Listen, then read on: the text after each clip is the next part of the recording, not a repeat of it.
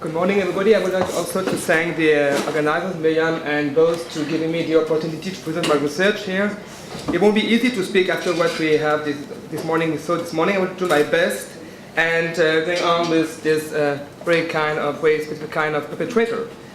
On the 13th of December 1961, in the second to the last sessions of the trial, which began in Jerusalem 8 months prior, the defendant has a last chance to express his point of view. Let me quote an excerpt of the last statement of Adolf Eichmann. Die Führersicht, zu der ich nicht gehörte, hat die Befehle gegeben. Sie hat meines Erachtens mit Recht Strafe verdient für die Grauen, die auf ihren Befehl an den Opfer begangen wurden. Aber auch die Untergegebenen sind jetzt Opfer. Ich bin ein solches Opfer. Die soll man nicht außer Acht lassen. End quote. I chose this surprising quote for four main reasons, which mark the accumulations of Eichmann's self-transformation into a witness. First, Eichmann spoke in the first person, singular, whereas the accusation had been considering him since his capture as a symbol of the anti-Semitic policy of the Third Reich, as the architect of the final solution of the Jewish question. Secondly, Eichmann recalled the reason why he stood in front of an Israeli court. He had been an eyewitness of what happened during the war, as if he had no responsibility in it. By so doing, he gave an interpretation of his role on the Second World War. Thirdly, he did not only speak for himself, but also for the Untergebenen, the subordinates. It is interesting to notice, as shown on the slide, that Eichmann needed not less than 4 versions to find an appropriate way to express his belonging to the victim group. In other words, this role as a victim of history that Eichmann was committed to play constitutes a full part of his strategy of defense in a trial, and on this matter, he shares the point of view of the General Attorney Gideon Osner that will be a historical trial. He tried to manipulate the power of the trial, that is to say, the central place given to the victim to the 120 prosecution witnesses. In his last word to the court, Eichmann presented himself as a martyr, which is the etymology of witness. The last reason why I choose this quotation deals with the fact that, as a witness, Eichmann, by testifying, was constituting an archive. This public statement could be seen as a tip of the argumentative iceberg on which the defendant has been working since his arrival in Jerusalem. In comparison to the prosecution, the counsel for the defense was only one lawyer from Cologne, Robert Servatius, and a young assistant, Mr. Westenbruch. The testimonies produced by the defendant reveal a process dominated by a shortage of time and a lack of manpower, which transformed the role of the defendant into an expert of his own case. Indeed, Eichmann's counsel had a considerable workload. Servatius could only spare 7 months to learn the file, work with the approximately 1,600 documents, and gather his own evidences and witnesses. Only 1 week after the trial began, Eichmann complained to his counsel of defense about the unfair condition in which, according to him, they had to work.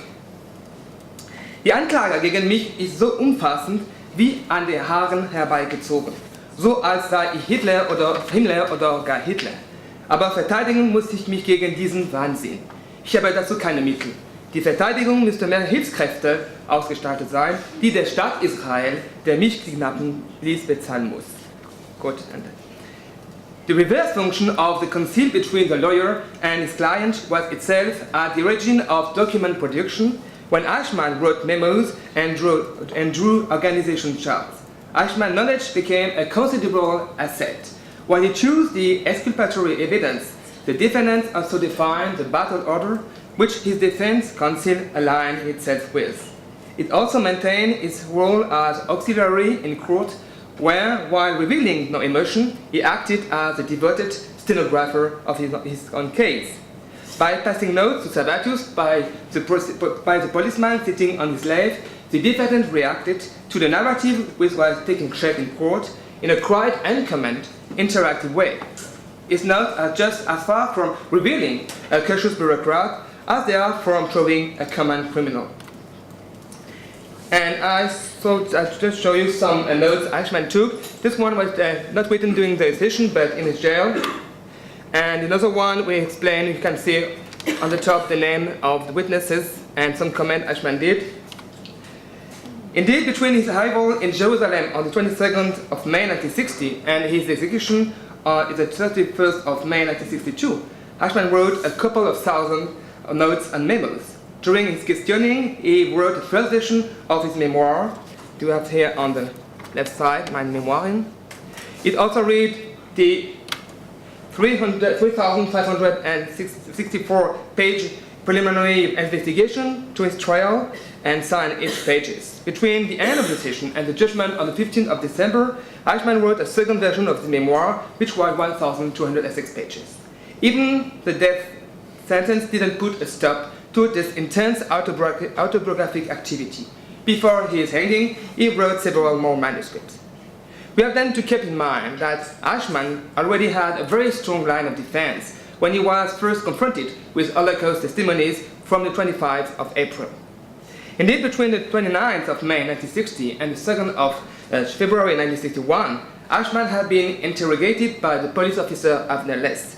During these 250 days, he had time not only to give a first impression of the past, but also to refresh his memory through books he could access, to know what the prosecution knew through the questions he received and documents he was confronted with, and finally, to adjust his version of the story. What did Eichmann try to achieve with this first testimony? What was the main argument he developed during the preliminary inquiry? Three main features can characterize the first Eichmann testimony. First, anti-Semitism as an autobiographical motive appears to be astonishingly absent in this first testimony, which describes the life of the one who was responsible at the Reich main security office of the so-called Evakuierung, or deportation of the Jews. Of course, the defendant knew that this story, which he intended to for publication, will be read first of all in the light of his role in the implementation of the final solution of the Jewish question. The first take of this testimony is precisely to portray a historical Adolf Eichmann who confounded these expectations.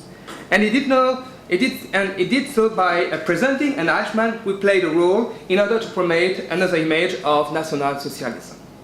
For a second characteristic, we can consider Eichmann's attempt to rehabilitate the Third Reich ideology, softening its image and giving it a human face. In that case, of course, the one of the defendant. Unlike the way history books and Israeli authorities presented the defendant, Eichmann built up a positive image of himself in the final solution, which cannot be summarized to Auschwitz. As the engineer of the central administration for the Jewish immigration, he is a defender of the so-called territorial solution with the Nisko Plan and then the Madagascar Plan. Eichmann introduced himself as the incarnation of another National Socialism, which failed because of the top-down decisions and the internal rivalities. By so doing, Eichmann hoped to be seen as a Nazi who, while at the same time remaining faithful to the goal of the NS ideology, to make Germany Judenrein, helped the Jews to acquire land. To achieve such a goal, Eichmann used a method which replaced violence with rationalization and preferred immigration to extermination. He portrayed himself as the anständig, moral SS officer, not solely evidenced by his search for efficiency, but also because he allegedly made his decision with a moral compass. Of course, he never questioned the foundational anti-Semitic biopolitic promoted by Hitler. This attempt to rewrite history was first addressed to his former comrades and only later to the court. The Central Administration for Jewish Immigration should be seen as the positive alternative of the Einsatzgruppen and further to the mass killing center. Eichmann has then to solve a major contradiction. How can he explain that he became, with his office, the Office 4B4, the organizer of all convoys to the east, in other words, the key figure of the deportations? His answer, which constitutes the third characteristic, was given by the interpretation of the Eid, the oath, that the defendant provided. In fact, we can find two conceptions of the oath in Eichmann's writing. A positive one, as long as the Befehle, the orders, allow him to realize his solution into the Jewish question, and a negative one from 1941, which disassociated more and more his moral obligation and his administrative responsibility. After all his attempts to be transferred to another position failed, he had no choice but to obey. This distinction could be considered too artificial for the court, but it was without any doubt very legitimate for the Nazi, for whom obedience was a cardinal virtue. In theory, then, Eichmann could have been just a poor civil servant. However, he remained a member of the Volksgemeinschaft organized according by the Führerprinzip. From April, Eichmann's interpretation construct was then integrated by testimonies from other witnesses, the prosecution witnesses. How did he react to this battle of interpretation? Yeah, that was the... and then Eichmann understood very quickly what was at stake as he entered the courtroom in April, a room he perceived as a scenic space with his sets, his costume, his movie cameras, as you can see on the sketch done by Leo Hurwitz. But the defendant did not enter so much a legal area as a combat space, where arms are not military anymore, but discursive. Here will take place the last battle of the final solution of the Jewish question, the one of its interpretation for posterity. Apparently, Eichmann took an unusual approach toward many witnesses, which shocked the observers. He ostensibly refused to address them face to face. He didn't look at the witnesses, and his concealed avoided submitting them to cross-examination. He written notes allow us to better understand what can be viewed as a strategic choice, because they confirm that, in fact, Eichmann paid very close attention to some witnesses. Toward his enemies, he played a chameleon's role, show nothing but listening to everything. And actually, the defendant had carefully prepared his argument using the 1,600 documents produced by the prosecution, and even more, through his interrogation of the witnesses' testimony.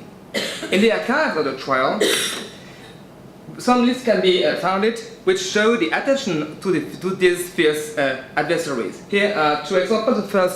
The first one comes from the archive of his concealed defense in Germany. Eichmann drew a list of 259 names, many of Nazis involved in the final solution, but also some of the Jewish representatives. And you have the second one here. It can be found in the Yad Vashem archive. Listed all the Zeugen, Aussagen, the testimonies, either read from former statements or the witnesses during the trial. I would like to focus on two examples to examine how Eichmann reacted to such confrontation and to what extent he adjusted his strategy of defense. During the session 9 and 10, at the end of April, Max Bürger and Hugo Yakov Kratky were called as witnesses to give evidence on the so-called Nisko Plan, an area on the San River between Krakow and Lublin. It was the first attempt for the office of Eichmann to find a territorial solution to the Jewish question. They stressed the very hard condition of the train, the deportees didn't get any water for 3 days, the heavy weather and exhausting work. Both of them remember the speech Eichmann gave to the 1,000 newcomers. I quote Max Bürger. About 7 to 8 kilometers from here across the Somme, the Führer had promised the Jews a new homeland. There are no flats and no houses. If you carry out the construction, you will have a roof over your head. There is no water. Wells in all and are infected, cholera, dysentery, and typhoid are rampant. If you start digging and find water, then you will have water. End quote. Eichmann felt that such narrative could destabilize his idyllic pictures of Nisko Plan and, by extension, his image as a friend of the Jews. The note he wrote on these two sessions show the way he dealt to avoid such a risk. First, he pointed out the inaccuracies in terms of dates and place, recalling his perfect command on the fact and his insider position. Even more interesting was how the defendant acted as an objective historian by cross-referencing testimonies in order to raise contradiction. For example, about the distance between the train station and to the camp. This should discredit the status of the victim as a witness and suggests that the truth lies elsewhere. In a complete turnaround, then Eichmann became in Jerusalem the one who spoke for truth, or or more precisely, he was the one who fleshed out the lies, the new arm of the enemy who plots. I had never heard in my life so many concentrated lies in only one go. Even Goebbels would turn pale, he wrote in his note on practice. Second, he picked up in the testimony the point which seemed to corroborate his version, namely the fact that the Jews had been treated inhumanly. The sick didn't have to travel, it was a passenger train. The strict ban on water drinking was intended to prevent the outbreak of disease.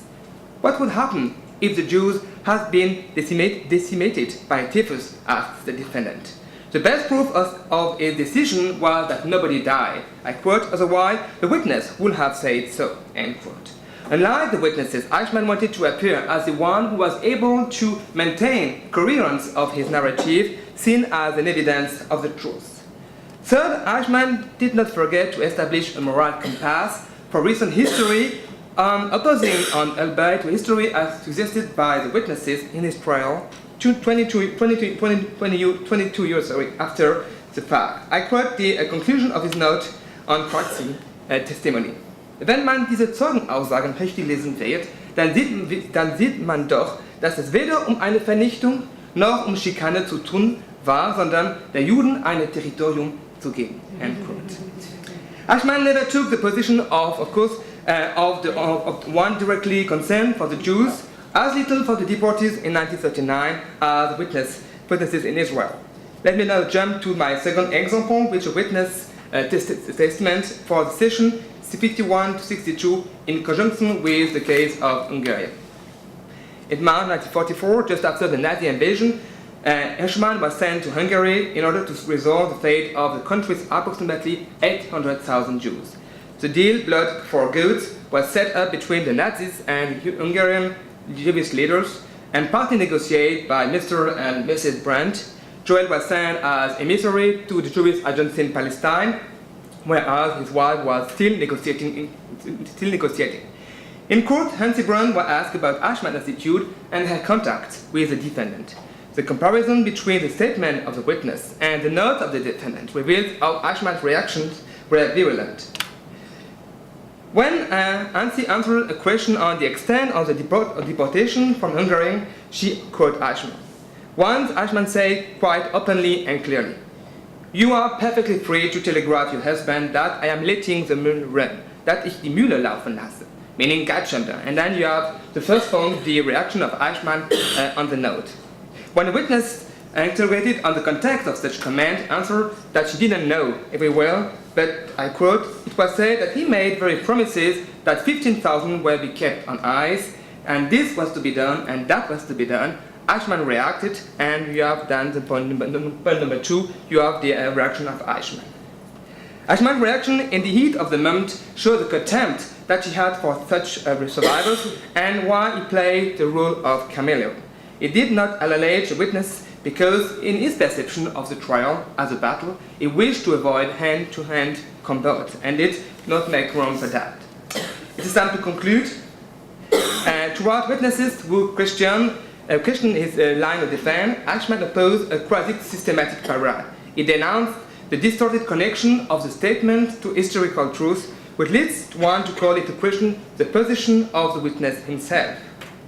He pointed out the propensity of the witness to provide an unreliable reconstruction of the past, which altered his or her statement into, I quote, a fairy tale in which Eichmann was the would-be attacker.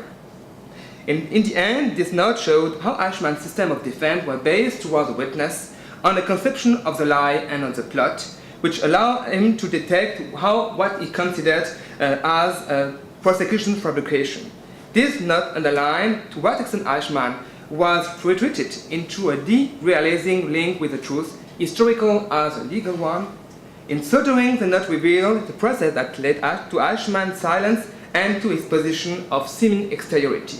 The more the enemy tried to introduce the defendant as the architect of the final solution, the more he reinforced Eichmann's decision to not be led what was, from his perspective, a minefield. Eichmann wrote that these witness statements were intended to fry him, but he affirmed he had, I quote, the skin of an elephant. Eichmann's denunciation of these lies constitutes a system of defense based on the denial of what others have to say and of the judicial procedure. Thank you for your attention.